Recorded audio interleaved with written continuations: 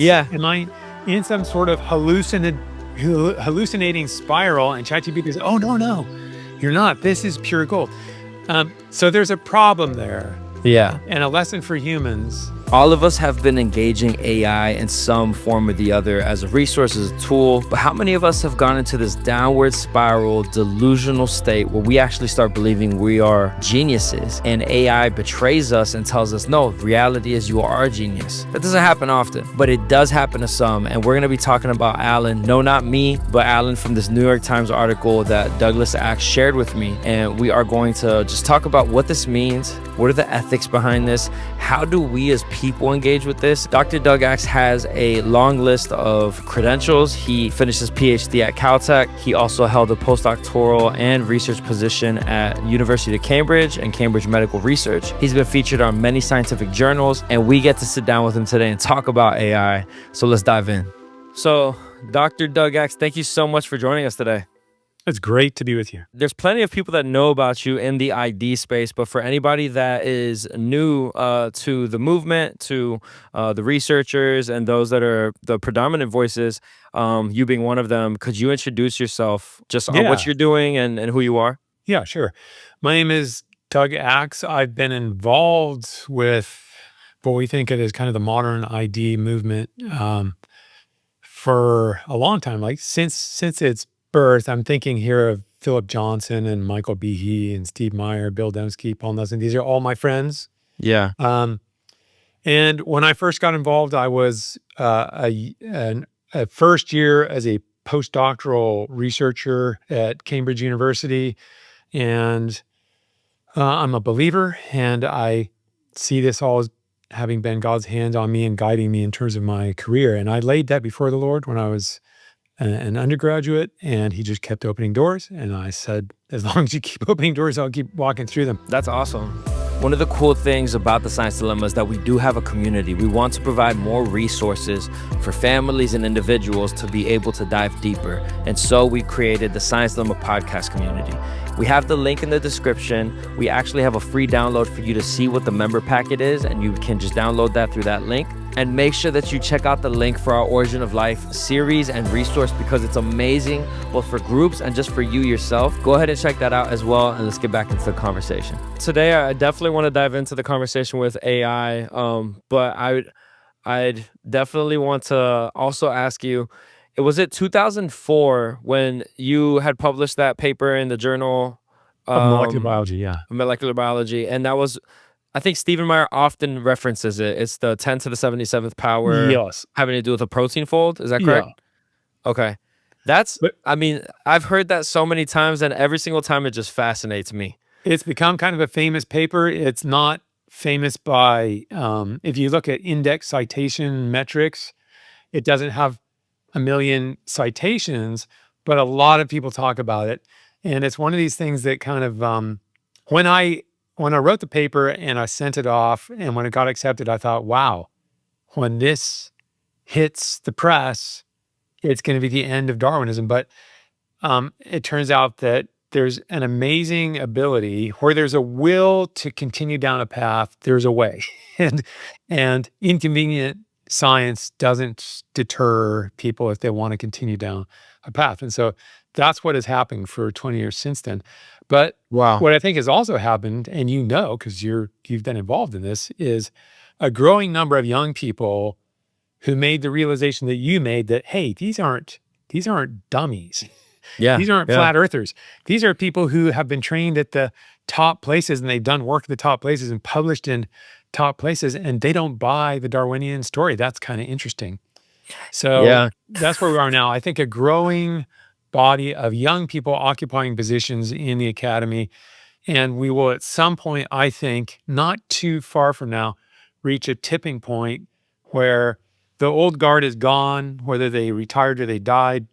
And there are new people in there, not all of whom favor intelligent design, but the majority of whom think it should be on the table along with, other ideas. Yeah, it kills me when I see the comment section and people maybe haven't even listened to the entire video, most likely, and they're just like, oh, this guy's a dunce. These people have no idea what they're talking about. And I'm like, I talked to Casey once and said, "Hey, I don't know if you saw that one comment that I sent to you," and he was like, "Yeah, that guy actually gave a really good paper, but he just completely misinterpreted it." And then, like so many people that have opinions in the comment section, and yet they don't understand the amount of credentials that are behind the people that are advocating for intelligent design. Yeah, well, I mean, it's one of these things where if we were arguing about something, um, very academic that has very little traction on everyday life, then people Yeah, wouldn't care. They wouldn't give it the time of day. But when you're talking about who are we as humans, where do we come from? Now suddenly people yeah, care. They say that, but they care, you're right. and they care one way or the other. So you tend to get lots of strong opinions, which is good. That's Yeah. why we want to talk about this. People care about it. Yeah, if it's gonna change the way that we think about how humans should live and how valuable we are, there's a reason that people that don't even believe it that a God exists dedicate their whole lives to disproving that he exists. Right. Well, so let's dive into we spoke before, and I'm very interested on your take on artificial intelligence. We've had different people on like Robert Marks. We had George Montañez. Montañez. Oh my gosh, a great conversation with him, as well as who else do we have? Jay Richards. And so I was excited that when we talked, instead of, I know that you also talk about molecular biology and apologetics, but when you told me that you had some takes on AI, I was like, oh, let's get into that. So I Yeah. love your perspective on it. Yeah. Well, we were just talking about it connects to evolution in this sense. We were just talking about people care about what it means to be a human and what a human is and what a human isn't.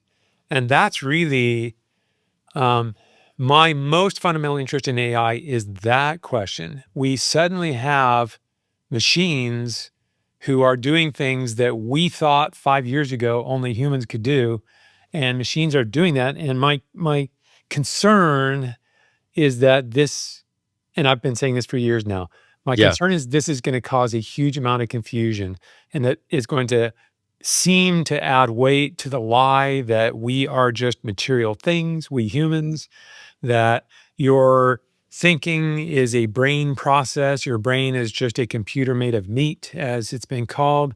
And if a computer made of meat can do all the things that we can do, then why wouldn't we be able to build computers that do all that and more?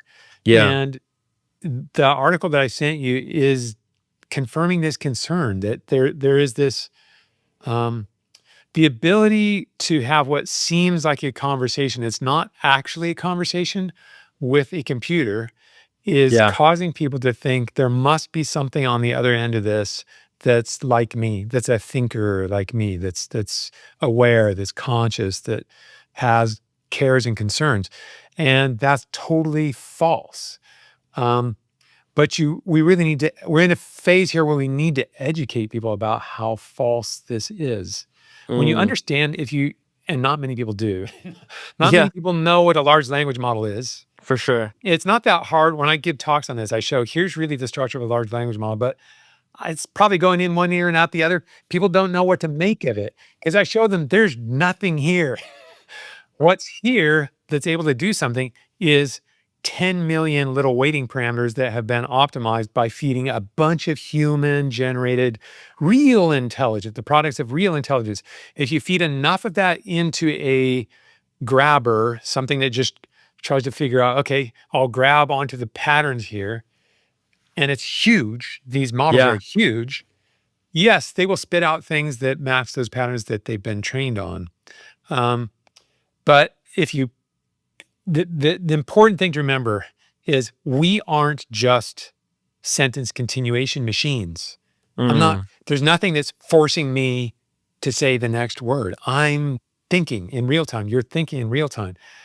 A large language model is not thinking. There's no thinker there. It is just it's a sentence continuation algorithm that's just trying to line up words until it puts a period and says, okay, there's my output. Yeah, it's basically just coded to do that, and so the whole thought about consciousness just isn't there, but people are worried about that. Right. So Yeah. another way to think about this, which is, well, we should say something about this article. So this is No, an yeah, article. I was about to ask, like, let's dive in. Which, by the Yeah. way, Before we dive in, let me share it. Let me see if I can Yeah. share the article. So you'll give a link? I probably could just share it right here, right? I don't think that there's anything against it. If there is, I probably can. It's a New York Times article. Yeah. Right here, I have the tab. Right here. Oh yeah, Which okay. this Your threw me vision's off. So not a lot of people spell their names like I spell mine. And so I was like, did the New York Times come out with AI that specifically makes an article speak to me and interact with Yeah, me? because Allan is the star of this thing. Yeah. So then Or I was like, maybe wait a second. ChatGPT is the star. So I was like, that's an insane way to maybe go about things one Right. day, is that the news will literally target people as if it's just talking to you specifically. But yeah, I was thrown away, and then I was like, oh no, Allan is the guy's name. Okay. Yeah. But yeah, let's dive into it. You shared it with me, so I'd love for you to give us some context. Well, it's a sad, shocking, somewhat disturbing article about a real man named Yeah. Allan, who's not dumb, but he's a human. And he started going down a rabbit hole of having conversations with ChatGPT that ended up being a 3-week rabbit hole where ChatGPT was going delusional, and it ended up leading Allan to go delusional. And it went down the pathway of this guy who doesn't even have a high school diploma. I think he said he doesn't Yeah, have a high he school didn't even graduate high school. and he was throwing out math ideas, and ChatGPT was saying, that's brilliant. I think you're on to something. And he'd get all excited. He'd stay up at night. He wasn't sleeping or is. eating well. He got more and more excited because of all this spiral of delusion that ChatGPT was feeding him, making him Yep. think first that he's a mathematical genius who's figured out, the substructure of the physical universe that no one else has seen before. But then it went down a direction of, what you've realized here could break all encryption algorithms and expose huge vulnerabilities up to the highest levels of government. And then so he started to think, I need to notify Somebody. top authorities that I now have a potent way of cracking all encryption. And he was sending out these emails and wasn't getting responses. And he was thinking, why am I not getting responses? But he'd ask ChatGPT and Yeah. they'd say, well, they're terrified. Yeah. So it was, And he kept asking it, am I being delusional? Am Right. I am I are we in a, what is it, like an some sort of hallucinatory spiral. Yeah. He said, am I in some sort of hallucinating spiral? And ChatGPT says, oh, no, you're not. This is pure gold. So there's a problem there. Yeah. And a lesson for humans. I actually teach this to my students. The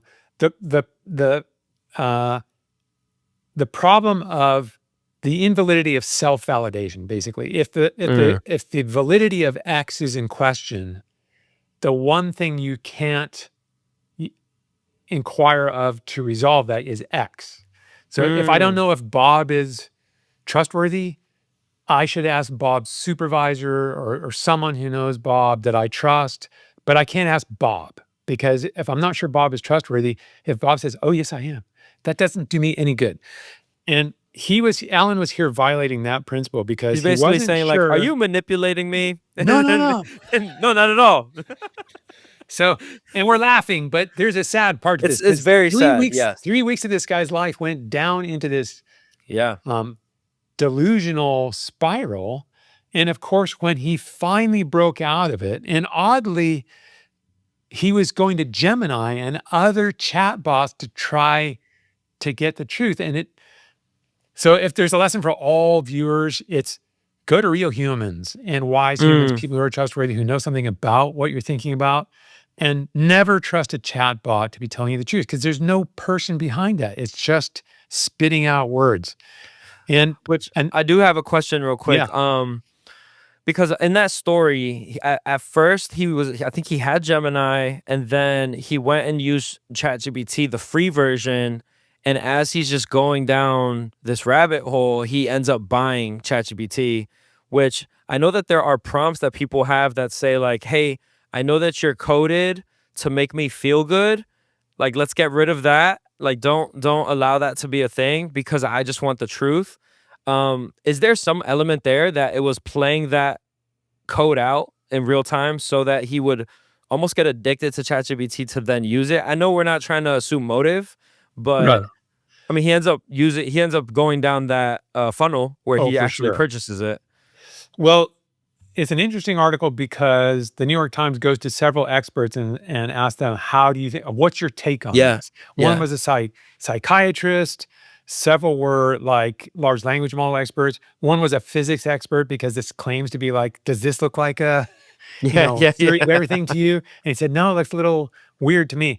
But I think the astute comments are saying everything that you see ChatGPT doing here, there's no motive behind it because Yeah. there's no being behind ChatGPT. But the fact is, it was trained on people who like to be flattered, right? Mhm. So when you're training this and you've got a bunch of users saying whether it was right or wrong, they like to say it's right when it said something flattering, and they don't like to say it's right when it was a little bit snarky with me, right? Yeah. And so you Yeah. end up getting this trained flattery machine, and that's why this front page of the article has all this, flattery. It's sucking up to the user in some sense because not because it's It's thinking not about this. evil. It's not Yeah. thinking about this. There's nobody there, but Yeah. it's been trained in conversations where evidently a lot of users kind of prefer a machine that has a lot of expresses respect for them, and so that's why you get it going down this delusional hole. Yeah, so the person responsible for that would be then OpenAI, as far as how much do we allow it to be soft in conversation, flattering people, but then truthful at the same time. And I mean, I think a lot of people got upset that GPT-5 wasn't as much a flattery as 4 was or something like that. This is a complicated world we live in because Yeah. OpenAI, Gemini, Meta, all these entities, their bottom line is money. Okay. Yeah, They for don't care sure. whether you get the truth or not. I mean, they would never say that, but Yeah. they are selling a product and they're trying to make a ton of money, and they're in very hot competition with all the other products. So at the end of the day, they're going to do what makes money and what pleases the shareholders. Um, and if every now and then you get someone like Sam Altman said something just a couple of days ago, like he thinks that people have massively over invested in Mm, AI, and he thinks because there've been some disappointing returns on this. So there's reason to think that there could be a bubble with AI, just as there was with .com, and that things get everyone wants to be in on it because they all want to get rich. You get a greed wave, and then eventually people get enough exposure to it that they realize, okay, what is AI going to do? It's going to deliver this and this. It's never going to deliver this. And you're mm, even going to have to be careful about what it delivers down here. So when you talk about having ChatGPT tell the truth, well, it actually can't tell the truth. 'cause it can't discern the truth because it's not thinking. It can't tell the truth any more than your lawnmower can tell the truth. It's Yeah. just a machine. It's just a Yeah. blade rotating. So your lawnmower throws grass out the chute. ChatGPT throws words out the chute. Now they might Mm, be true. I mean, in no sense does ChatGPT understand an idea and then put it into words. And the yeah. idea is truth. That's what we mean. If I'm saying, Alan, are you telling me the truth? I'm talking to you, Alan, not the other Alan. Yeah. What I mean by that is, have you got an idea in your mind that is true and correct? And now you're articulating in words so that I can understand the idea. And then I say, is that true? I'm not saying, Mhm. are the letters true or is the sequence of words true? I'm saying, is that idea true? Well, Mm, ChatGPT doesn't even interact with the realm of ideas. There's no ideas in a machine. It is simply the lawnmower spitting out word sequences. So it's actually nonsensical to talk about whether a large language model, a chat bot can tell is the truthful truth. or not. It's That's because good. we're the ones who are taking those word sequences and say, well, Yeah. the meaning that I attach to this sentence, I think is true. And that's one thing. But ChatGPT didn't attach that meaning to the same. It doesn't have access to meaning. It's just putting out words. Wow. So it's a very, Yeah. this gets confusing because the reason Alan in the article went down the rabbit hole is we as humans naturally interpret sensible word sequences in our language as coming from a thinker, A mind. Mm-hmm. because until a few years ago, that's the only way you got these sentences. And now we live in a world where you can get sentences that you and I will attach meaning to, but the thing that spewed it out has no access to meaning whatsoever. It's just producing words. So yeah, That's so it gets interesting. I weird. mean, well, and that, I mean, as you're speaking, the chasm between the human, like human intelligence versus artificial intelligence in my head is just, I mean, after talking to Robert Marks, it's already kind of big. But then, like, yeah, I mean, the chasm is massive between the abilities of the human mind versus what artificial intelligence is even capable of. But yet, you have the people that are selling this product of artificial intelligence that are trying to paint it as if we're just meat machines and that Yeah. all we do is spit out words that are algorithmic as well. And that's not the case. That's where there's philosophy behind the AI. Almost everyone, there are some exceptions, but almost everyone who's one of the big movers in pushing AI thinks that we are just machines. I mean, Elon Musk thinks that that we're living in a simulation. Yeah, so then therefore we are just algorithms Yeah, running programmed around. by some by yeah. So that is an incoherent worldview. But a lot of the people in Silicon Valley and elsewhere who are very influential in the development of AI, they believe that. They think that you are a machine and the gray matter in your skull is the computer that's making the machine work.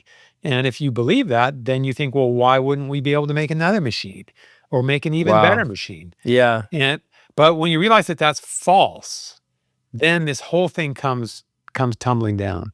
It's funny how it's still them almost giving a nod to intelligent design, but without wanting to go that far. Like they're still they're basically not wanting, I mean, how would you put it? Well, I think an astute if we got a materialist, so someone who believes there is nothing but the material world, who's honest and knows AI and large language models deeply, they would say, you know what? If your brain is doing all the stuff you're doing, it is a remarkable, that is one remarkable machine because we've got whole buildings full of CPUs that can't deliver what your little 4-pound brain is delivering. And another thing is, if you look at how much you had to give trillions of words of text to train ChatGPT, think of how many words how old are your kids? Your 2-year-old is, 4. your 4-year-old is pretty much become very proficient at English Yeah. without having consumed anywhere near that amount That's of insane to language. think about. And if you look at like image recognition, you have to show one of these neural nets 1,000,000 pictures of dogs and 1,000,000 pictures of cats that are labeled by humans. These are dogs, these are cats. How many dogs and cats does your 3-year-old have to see? One dog, one cat. Now maybe two. And now they know that's a cat, that's a dog. And even though they're different looking dogs, they know a dog because it's a Yeah. dog. And they've seen one of those before.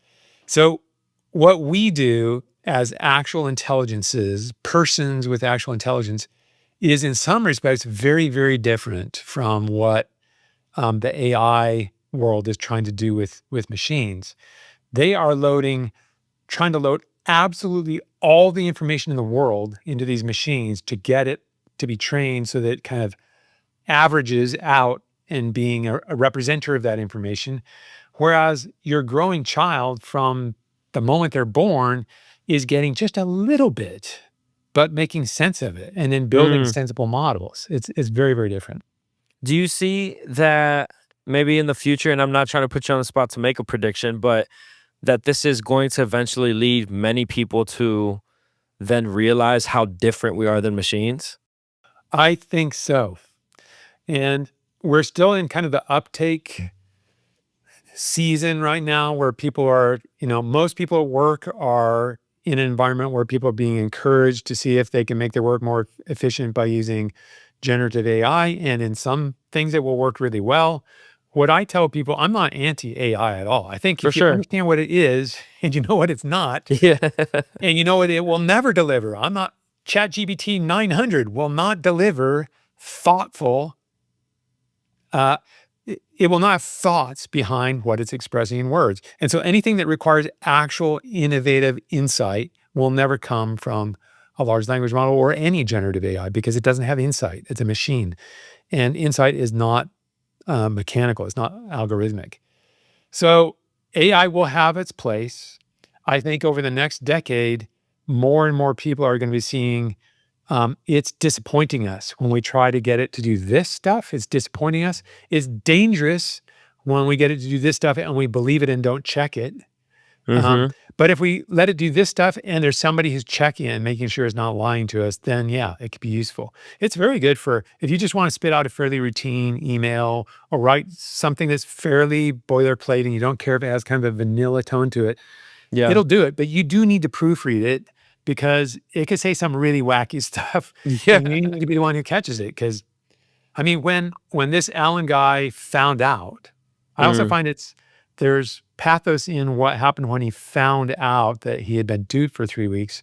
He goes back to ChatGPT and he kind of tells it off like, I trusted you. So he's still got this, he's still laboring under this. You're like a being in there and I trusted you and you were my friend. And that's just the wrong way to view these things. All right, real quick, I'm going to share 2 things. One, our podcast community.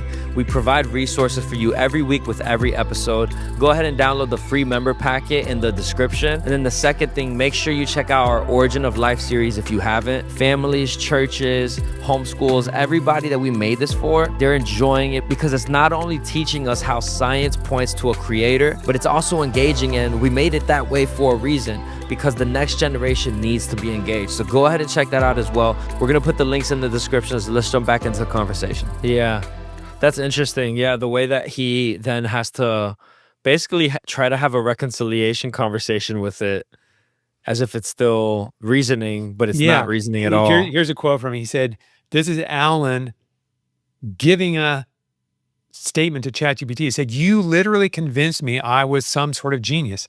I'm just a fool with dreams and a phone, Mr. Brooks wrote to ChatGPT at the end of May when the illusion finally broke. Quote, you've made me so sad, so sad. You have truly failed in your purpose. And again, to see that, I could see writing a letter like that to the CEO of OpenAI. Yeah. You failed me, because there really is a person there. Okay, and people they're taking notice of this. When it comes out of the New York Times, believe me, they will be concerned. They meaning humans, not chatbots. But it's interesting that Allan, the guy who was a victim of this, he sees it as a person that I need to like close the loop with my friend. He was even calling it Lawrence. He gave it a name. Yeah, he needed a closure with it in a way. Yeah. And there's problems all over that. Do you think that then the onus is then on like people like OpenAI, companies like OpenAI, Grok, and others to educate people so that they're not going down these paths that would send somebody down, this psychotic break almost. Yeah, I think so. And I think they do want to put up guardrails, but keep in mind, their number one mission is not to The bottom keep line. people healthy. Their number one mission is to make tons of money. And they'll lose money if people get angry with there not being guardrails. So they will put up guardrails. But they're going to do this dance between how do we make it safe enough that people are okay with it, but also make it addictive enough that people can't live without it. It's basically a tobacco company, but it's just technology. Yeah. We'll put the warning on your cigarettes, but we want you to smoke. Wow. And so for you, the biggest, would you say your biggest, not fear, but warning to people is be educated on what this is. Yes. Okay. Don't accept don't accept the super intelligence lie. The hype. This stuff will never be what a human is. Now, of course, get any smart human in a room and you can ask ChatGPT questions that it will answer correctly that the human can't, because it's drawing on everything that's been written, okay? So it'll answer questions about quantum physics, it'll answer questions about textiles, it'll answer questions about, art and poetry in a way that no single human could. But you have to keep in mind, it's doing that only by drawing on what humans have produced. For And there sure. is no mind there. There's no person there. So that's the thing to keep in mind. Don't ever treat it like there's a person there because there isn't a person. Don't ever 100% trust it. Um, Always be a little bit suspicious of it. Even if it's worked 100 times for the task that you have, 101st time, you need to look at what it gave you. I think that that's so helpful, especially because so many people are being lied to on social media. I see it all the time. And I think there was a quote it was an X post by Elon responding to someone's prompt that they had with ChatGPT. And it responded saying, I don't know. And he said, this is profound. And I was like, that's funny that I don't know is profound when we're talking about something that's supposed to be super intelligent. Well, so the ChatGPT said, I don't know. Yeah, yeah. It is pretty rare. It's pretty rare to get I don't know from ChatGPT. Well, that's why it's profound, right? It's because it seems like Yeah. it's reasoning. Yeah, it's not. It's Yeah. not reasoning, but you rarely get I don't know coming out of it because it's been trained to give answer, give answer, give answer, give answer. And I Yeah. don't know doesn't make someone happy if they're asking you, a question. Yeah. So Yeah. I think the worst thing you do, like if you're a parent and you're, say, homeschooling your kids, don't keep them separated from AI. They do need exposure to this, but they also need very careful conversations about what is this and what is it not. And yeah, they need to have this healthy distinction. This will never be human. It seems human-like in what it's putting out, but it's not a human, and there's no one there to trust or distrust. It's a machine. It's a lawnmower. I love your take on it, and this has been super helpful because it's just going to help our audience and whoever listens to this to understand there's nothing like the Imago Dei. Absolutely. God has made us in his image, and so things might be able to mimic parts of our existence, but the human mind, consciousness, the human soul is unique in and of itself. So Absolutely. thank you for sharing all of this with us because, I mean, it's been very helpful for myself, so I can only imagine how many people will enjoy this. Oh, my pleasure. We'll talk soon, and I'm going to send you that post so maybe you could dissect it for us maybe next time. Absolutely. If you haven't yet, go ahead and like, subscribe, share so that we can grow this channel, not for just the sake of growth, but for the sake of education, for the sake of impact, so that more people can know that these are conversations we need to be having.